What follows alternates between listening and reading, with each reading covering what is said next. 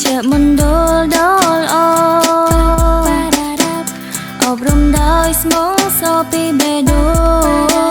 ប្រតិបត្តិការនៅកម្ពុជាដំបូងហើយជាបេដូងនៃសម្ព័ន្ធភាពផ្ដោតសំខាន់លើជីវកម្មភាពស្រក់ស្រំនៅលើទីផ្សារជួយដកខានគំនិត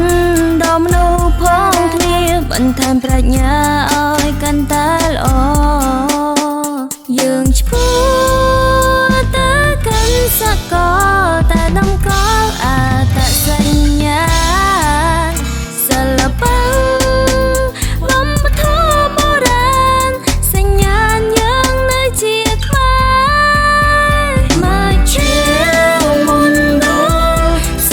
ហប្របណ្ឌការកម្ពុជាជប៉ុនថ្លៃថ្លា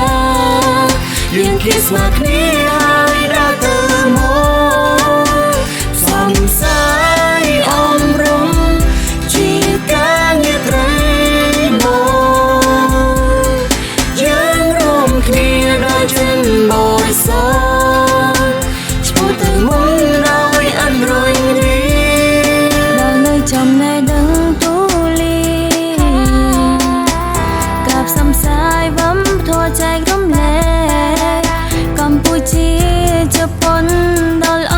អាឡែកមិនអាចប្រកែកពីភាពល្អបា